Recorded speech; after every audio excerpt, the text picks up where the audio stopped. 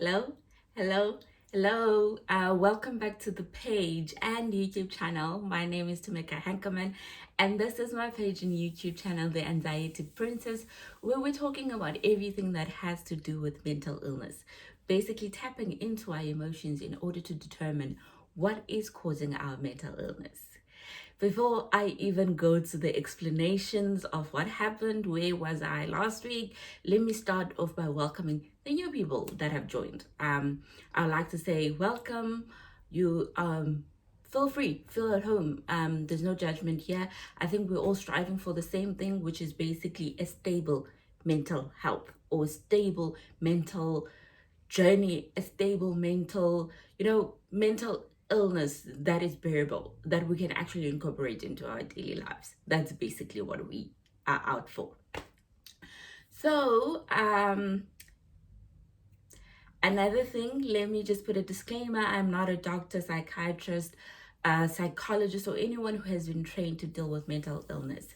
I am purely someone who was diagnosed with anxiety over 2 years ago, and I've basically taken a step at trying to educate people, trying to make people think more, and trying to make people take mental illness seriously. So please do not take everything that I say here as a final thing. Please do consult with your doctor and get the diagnosis from your doctor that you're actually suffering from mental illness. Get the correct method of healing from your doctor, whether it be medication, counseling, or natural ways of healing your mental illness. Please, guys, I am not a substitute for anything that you're supposed to be doing in order to ensure that you are healing properly and you are healing your own way. Cool. That takes care of the admin. The last point of admin is that I don't know where my state of mind is at. I don't have an excuse for not shooting last week. I just was tired.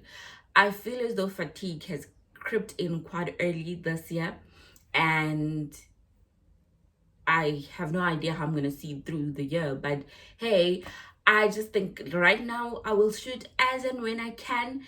And I think another thing is that I've been feeling a bit demotivated because I can see the number of reaction is going down. So it could be that you guys are no longer relating, which is fine, but I'm just like, I know you need to put in effort, and there's still people that like, when are you shooting and things like that. So I just feel so bad for those people. I'm like, okay, let me do it. But honestly, I will do it as and when I can. Let me just not commit anymore. But I think the page is still around. There's people that are coming in, and obviously they need to watch all the videos. We've done so many videos, and to think that we're only supposed to do 6 videos, we now over 20 videos. But I hope for those that are still relating, I hope you're still enjoying everything that I'm doing. The reason why I shot this video is because I got a message from someone who was like, you touched on something in your last video with regards to toxic relationships, and you said you were going to do a full video. Can you please do the full video? So I was like, okay, let me do the full video on toxic relationship. That's basically what we're talking about today. And as per usual, the pink book is here. I just jotted down some points that I would like to cover. Before I even get into this part, I just want to let you know that the relationships you have and the relationships you're putting effort in are very important for your mental wellness or your mental well-being. The kind of people you hang around with are very important to your mental well-being. Guys, it is very true that if you hang around people who are constantly negative, you end up being negative. That is so true. If you are constantly hanging out with people that don't aspire for anything, and they just, navigating life as to what, they don't have a plan for tomorrow. They're like, I'll see tomorrow. That's how you're gonna end up. So what do we mean that what is a toxic relationship? So I did a little bit of reading, came across all these big words and things like that. So I was like, okay, you know what? Just jot down your own definition. So this is my definition of what a toxic relationship is. It's a relationship between two people where one partner in the relationship demonstrates signs of physical, emotional, psychological, and verbal abuse, knowingly or unknowingly. So remember, I'm not talking about a romantic relationship only here, guys. I'm talking about friendships, I'm talking about family dynamics, I'm talking about work dynamics. So I'm just, all of those things, they fall under relationships. So please don't say when I'm talking about a partner, you're thinking now your boyfriend, your wife, or anything. So I'm just talking about the person you're in a toxic relationship with. Cool. So I added the terms at the end of that sentence that says knowingly or unknowingly. And what do I mean by that? I honestly think there are people that do not know that they're doing it. But because they're so used to getting their way or having things being done to a certain standard, which is according to their standard, anything else they feel as though it's not enough. So people who are used to getting their own way and all of a sudden they don't get their own way, they tend to speak things that they don't mean. So that's why I'm saying sometimes you do it unknowingly. I honestly think we all do it. When you are in a fight with your spouse, you end up shouting at them, and 5 minutes later, you're like, I feel so bad. So there's the unknowingly of speaking out of turn at that point in time. And then the ones we're addressing today is the knowingly, the ones that do it on purpose. Those are the ones we talking about. The ones that do it knowingly are the ones that who do it to get their way. So they will put you in this position that you end up submitting to whatever they want, because that is the technique that they use to get their way. So that's basically the ones we're addressing today. Cool. So those are the two kinds of people. Sorry, my phone is ringing. Hello? Okay. It's the hours. Sorry about that, guys. Okay, cool. I'm not gonna edit that part out. I'm so sorry. Cool. Okay. So now let's just say, okay, so you think you are in a toxic relationship, you don't know if you are in one, or you don't even know that it's a toxic relationship. So I've been in a few of these. But I think the one thing that takes the cup out of those is not the romantic relationship. I don't think I was ever in a toxic relationship with my romantic partners. I don't think so. And I think it's more on friendships and more on family. So in those dilemmas, I've been there. So I just jotted out characteristics when now I'm sitting and I'm reflecting that these are the things that I was going through basically with those people. So these are my characteristics. It's not limited. There's so many other out there. So you just need to be in a position to sit, reflect, and actually identify certain patterns that don't sit comfortably with you. Okay, cool. The first one is that they make you question or doubt your worth. They actually make you feel small. You know, there are people who will purposely put you down because it makes them feel good about themselves. Someone will say, let's say at work you get a promotion and they like, but you know, it's such a small promotion. You know, they undermine your achievements, basically. Those are the kind of people I'm talking about. They will pick on you in settings with people who are bigger than them. So let's say now you are in a circle, or you guys are 5 friends. And out of these 5 friends, let's say to these people, they've identified that so and so is better than me. So Tumega is not better than me. So out of the circle, in order to feel as though I'm just as important as so and so, I'm gonna pick on Tumega.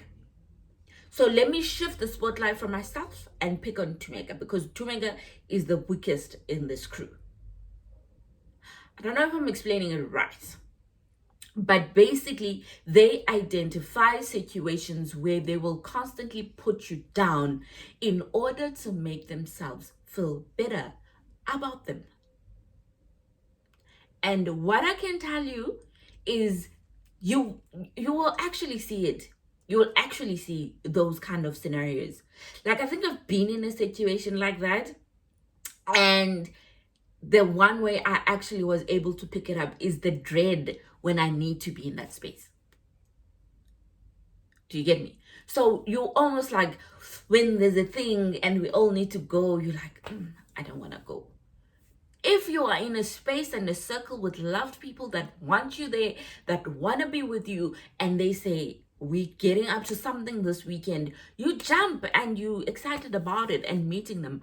But if within that space, there's someone who's constantly putting you down, you feel the dread when those situations come up. Please rest assured, it's not a reflection on you. It's a reflection on the person. Okay, so that's the first thing. The second thing, you always have to seek validation that they love you. Like, you always have to question when they do things.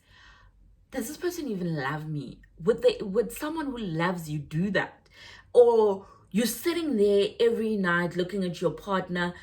He hasn't said he loves you in weeks on end, and now you're starting to doubt that they love you.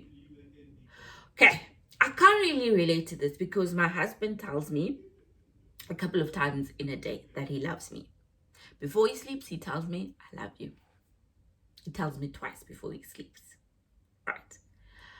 But if in a case that my husband forgets to tell me he loves me for one night, I don't think I would be in a situation where I'm questioning whether he loves me. With my friends, when we end a conversation or on a random day when they message me and we talk, we end the conversation with, I love you. I don't need to talk to my friends I don't talk to my friends every day. Like, I have 3 close friends. One's in Joburg and 2 are here in Cape Town. I haven't seen the one in Joburg in years. I haven't seen my friend in years. I am talking about a good handful of years, over 5 years. I haven't seen her, right? I haven't seen the other one in maybe a month. And then I haven't seen the other one since January. These are my close friends. But guess what? Not a single day do I doubt that they love me. I will never question just because I haven't seen them, they don't love me. There's no such thing. I know that they love me. Do you get it? I never sit there and question and be like, I wonder if my friend in Joburg, I haven't seen her in so long, does she still love me? I know she loves me. Do you get it? So you're always seeking their validation in order to feel better. And I think it's actually when people are so mean to you, you want them to be mean, but comfort you with the words, I love you. Do you get it? So someone would say the meanest of things to you, but the minute they like, I love you, it sort of, smooths everything else they have said. I'm sorry, probably you're hearing my husband in the background. He's working, so he's on a call. So you're always seeking the validation that I love you. They will say the worst possible things, but the minute they send you a message, they say, I love you, you're jumping on a call, you're calling them, and you're like, friend, you're like, babe, you're like, cuz, sis, or whatever it is. If someone really loves you, and if you know that someone really loves you, you will never, ever, not once seek validation that they love you, even if they didn't tell you they love you. Do you get it? Cool. The third thing, they don't want to see you succeed. And their congratulations always come with a but. Oh, I bought a house. I bought an apartment. Oh, but you're paying a bond. I bought a car. Oh, the car belongs. Congratulations. But the car belongs to the bank. Oh, I got into a relationship. It will end in tears. People that don't rejoice in your small achievements and picture them in the same manner and everything that you are picturing them in, if they don't see your picture and they want to put you down in the moment of your greatest, those people is the people you are in a toxic relationship with.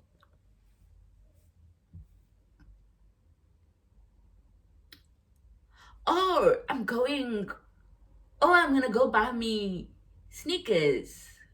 Oh, congratulations, but you're buying them an account, so technically you owe.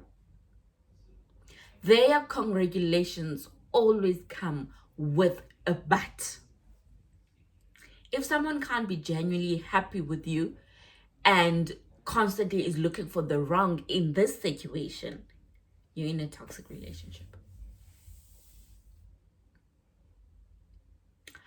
Oh, I got promoted at work. Congratulations. But that means you're going to work more hours. Why can't we focus on the achievement? Why are we looking for the buts?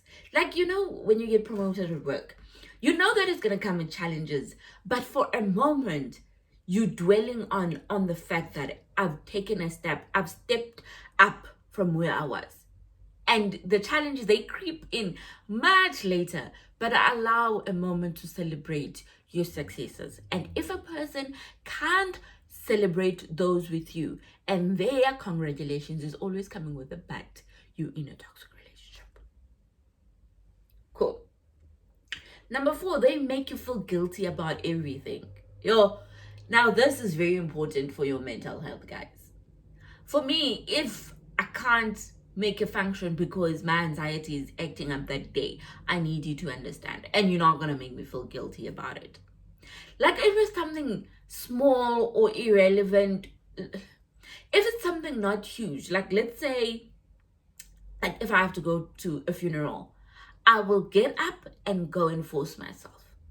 But if you're asking me, let's go out for lunch, and I tell you, I can't, like, because my anxiety is creeping up, and then you make me feel guilty about it. Like, let's say, if one of my friends, the 3 friends I just spoke about, they asked me to come out. Can you see I haven't seen them in so long, right? They asked me to come out, and I agree. And then I wake up and, damn, my anxiety is acting up, and I call them and I'm like, friend, I'm really not up for it. My anxiety is just not allowing it. Even though I haven't seen them in so long, they're gonna say, no, it's fine, rest, just take care of yourself. Is there anything we can do? Those are my friends, guys. If I'm not up for doing something, my husband understands. It doesn't matter in this case whether my anxiety is creeping up or not. Sometimes I just want a day to just do nothing. He understands those situations. Do you get it? But someone who doesn't understand those situations, they're gonna make you feel guilty about everything. Those are the kind of people you don't want in your life. Then if they make you feel guilty about the smallest kind of things, then you are in a toxic relationship. Cool. Fine. Now this one, I've lost a lot of people in my life because of this one. They want what you have. They don't care how much you have to work to get it, they want it. I get this a lot, guys. I get this a lot. So I would be wearing something, right? And someone will ask for it. So my question is, does it not suit me? Why aren't you asking a question of, where did you get it, so that you can go buy it for yourself? They practically want all the good things for themselves. Like I could have this top and have another top similar to it, right? And I tell them I love this one more than this one, right? And you're like, I'll give you this one, right? You see, now you're making a compromise here. You're like, but I love this one, but I do have another one like it, but I like this one because of the color. But the other one is blue, or the other one is pink. They're gonna say, no, I want this one. They want what you have and what you like the most.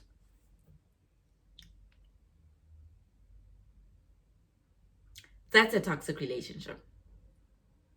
They constantly want to know what's happening in your life. What have you achieved? What have you bought? What are you working towards? So that they can work towards the same thing.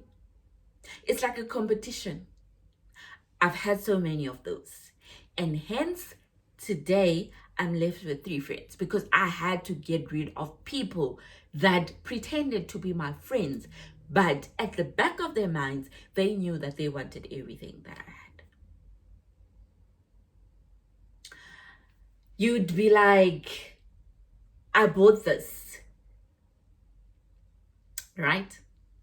Something stupid. You'll be like, I bought me a phone. I bought me an iPhone 8. They're going to go buy an iPhone 11. Or they're going to go buy an iPhone 8. Because it's a competition. You guys need to achieve to a point where sometimes they put themselves in a corner. Like, guys, when I bought my apartment, I didn't tell a lot of people. I told people close to my circle, and then once everything was finalized and whatnot, then I think I posted my apartment pictures, and then people saw them. But I didn't shout that, I'm buying an apartment, this and this and this and this and this and that. Because the people close to you, they want what you have. Now be careful of those people. Cool. Number 6, they use you. It's those ones that call you when they need something from you. Like every time they call you, they need something from you. There isn't a scenario where they're just calling you to check up on you. They call you because they want something from you. They use you. I can't even dwell anymore on that point. You will see the fact patterns that every time this person is calling me or messaging me, they want something. Every time this person calls or come visit me is because they're looking for something in return. Toxic relationship. Cool. They depend on you. That's the next one. So they over depend on you. Let me put it that way. Your friends need to depend on you. That's the whole reason you guys are friends. But you get those that someone can't even do the simplest of things alone. You need to jump. Every time, jump. Every time, jump. They over depend to a point where sometimes it's emotionally exhausting. Guys, I suffer from anxiety. There's quite a few things that I go through.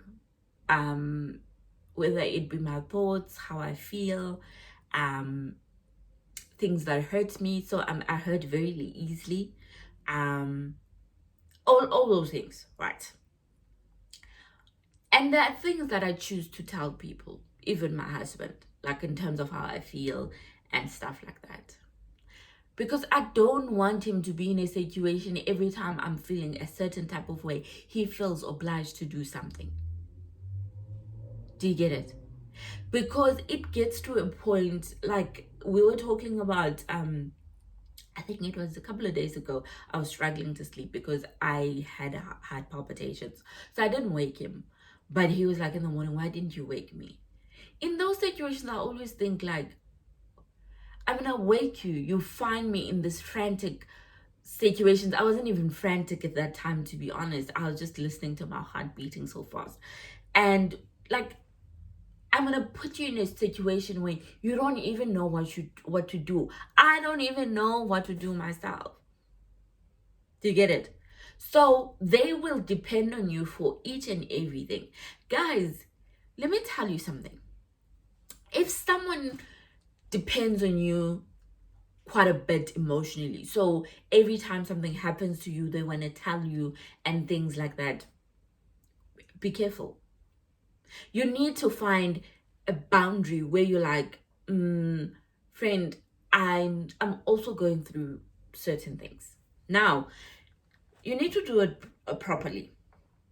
You need to do it properly. There's a certain time when in friendships, relationships, work dynamics, and family dynamics, we're all going through things. And then you'll find someone is coming to dump their things on you. Not dump, they want someone to talk to. If you yourself are feeling heavy with your own stuff, do you think you will actually give that person the right advice at that point? I don't think so. And I think in the relationships, we need to be very open about situations where we can't support people emotionally. And there is nothing wrong with that. So you'll find people that over depend on you, even with the stupidest of things, like someone will call you shouting that I'm stuck in traffic. What are you gonna do? Do you get it? So they over depend on you. So you need to find a proper boundary. Be like, I can help my friend with this, but I can't help them with this. So you need to find a proper balance between being there for a person or a person taking advantage of how much they need you. Okay, my husband is making such a noise. Okay, cool. Number 8, they are controlling. And often you end up just letting things go because you want to keep the peace. They want to control what you guys do. They want to control what you guys eat. They want to control what you wear. They want to control this and that and that and that and that.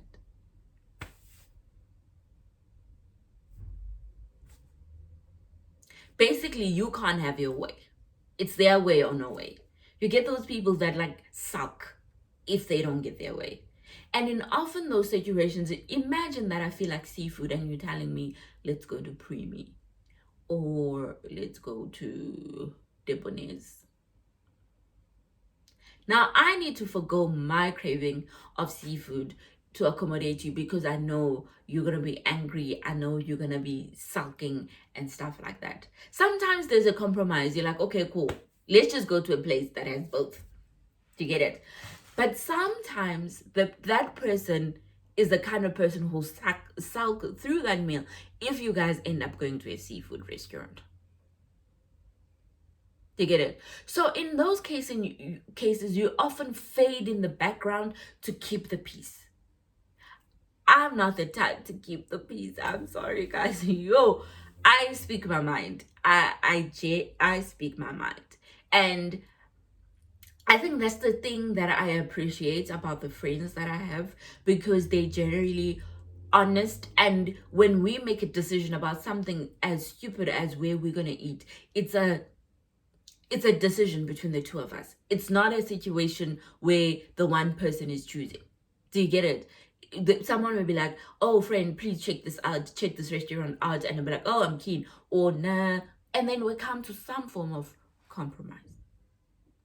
And my friends are not going to sulk about that. My husband is not going to sulk about that. So if someone is controlling in each and everything that you do, and they often sulk and you often have to back out of things that you feel strongly about, then you're in a toxic relationship.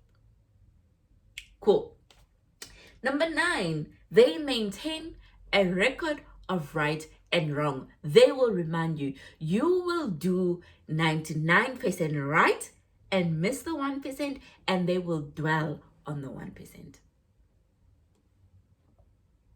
That's a toxic relationship.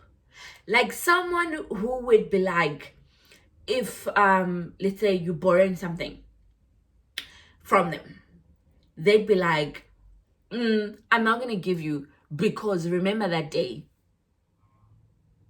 And often with these things, it was so stupid or something so small that it's not something you kept a record of. So you'd be like, even when they say it, you're like, That day. Which day? Which day are they talking about? So they will constantly remind you of the wrong that you have done and how right they have done everything. They saints. Basically, with them, they ticking all the rights. I feel as though I've said this in so many videos. If you're not ready to forgive someone, you have to tell them. You have to tell them that I acknowledge your apology, but I'm not in a position to forgive you just yet. I'm processing my emotions. The minute you feel content, I think that's the minute you know that you have forgiven someone. If you know that you're going to keep relaying back to what the person has done to you, then you haven't forgiven the person. If you're keeping a record of wrong, then you haven't forgiven someone. So that means you need to work on whatever you have to work at reaching the point where you're forgiving the person, or just move on. To get it? So they will constantly remind you that I did A, B, and C for you, but you did nothing for me. Those are the kind of people we're keeping in our lives. Cool. Number 10, and the last one, they're unreliable. When you need them, they're never there. When you need something from them, they're never there. But they expect you to show up all the time for them. It's as simple as that. They are unreliable. You could be in a situation where they you have one phone call. Who are you gonna call? If this person doesn't pick up, we're gonna kill you. You need to think properly that, is this the person I can call? Because my life depends on it. So they're unreliable. That's what it is. Cool. So those are the points, 10 points. So how do you fix it? How do you fix it? How do you avoid it? Or how do you get away? There's two things that you can do. Confront the situation or get out of the situation. It's as simple as that. Confront the person in the sense that you're saying, hey, listen, I don't appreciate this thing that whenever you don't get your way, you become angry, I need to nag. I don't like the fact that we go on days without talking, and then when you call me, you need something from me. Please be straight up. If you're not brave enough to do it, which is totally fine, leave. Avoid the person. Avoid the person, because there are situations where you will talk to the person and bring up these issues in an effort to try and resolve them, and the person takes them to heart, and then things get sour and you guys part ways on bad terms. It happens. But I think someone with the right level of maturity will take those things as development points. If you were in situations, I out of my 3 friends, I have this one who's very opinionated. So we usually have different views about things. But that will never, you'll never see one of us sulking or being mad that their view wasn't voiced out or their view wasn't accepted as the right view, kind of thing. We move on. Sometimes people want to hear it, all these characteristics, in order to work on themselves. Those are the ones who are doing it unknowingly. I don't know what's going on with me. Those are the ones that are doing it unknowingly. And then you get those ones that do it knowingly. They will never accept this feedback, because for them, that is the only way they can get their way. And that is the only way they can actually feel good about themselves.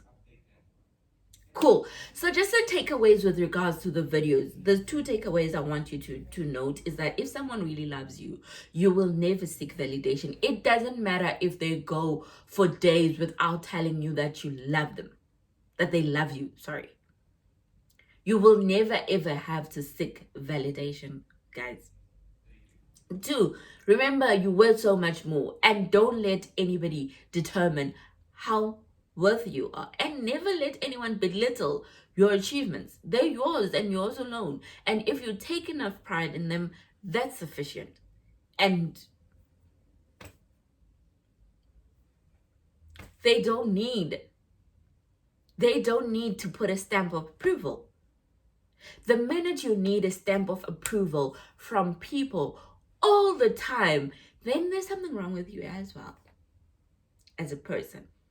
Then you need to do a little bit of reflecting and things like that in order to get to a position where you're comfortable with what you have achieved and it's sufficient for you. That's basically what I mean. So those are the two takeaways. But another takeaway, which I just thought of now, is 3. Guys, learn to have self-secrets. Like, have secrets with your body. Have secrets with yourself. When you think of things that you want to do and achieve in the next 5 years, there's no need to blab them out to people. Have things that are for you and you alone. And they must just see them when they happen. Because guys, I think people manifest on our failures, because you would have all things going right for you and something would happen and things just don't go right anymore. Because someone out there is wishing you bad. Someone is wishing you to not achieve these things that you want. Learn to have secrets that are your own and yours only. Then in that way, people will stop wanting the things that you have. That's basically it. So I hope you guys will enjoy this video, and I hope I've covered it to a great extent. These are my characteristics of the relationships I was in, especially where friendships and family is concerned. They fall there. I don't think I've been in toxic relationships with romantically, but I don't know. Like, I probably need to reflect a little bit more. I don't reflect on those, so like I've grown and like I'm matured enough. I'm married, so whatever you did to me, then I think if I still don't have bad blood with you, I've forgiven you and I've moved on. But guys, there's friends and family members that I haven't forgiven because we were in this situation and they took quite a bit of toll on myself. And guys, identifying toxic relationships is very important for your mental health, because you'll be sitting and lying in bed and be like, I wonder if this person loves me. Imagine now, as a person who suffers from anxiety, that will flow in all sort of directions to a point where you will have an anxiety attack. So if they don't bring you peace, they're not worth it. Peace is the most important thing when you suffer from mental illness. So I hope you guys will enjoy this video, and I hope you'll have a beautiful weekend. I will see you when I see you. I don't know when that will be. Let me not comment, but I will probably see you guys in the next week or next 2 weeks. But I'll try not to stay away for too long. I hope you'll have a beautiful Friday. I love you all. Bye.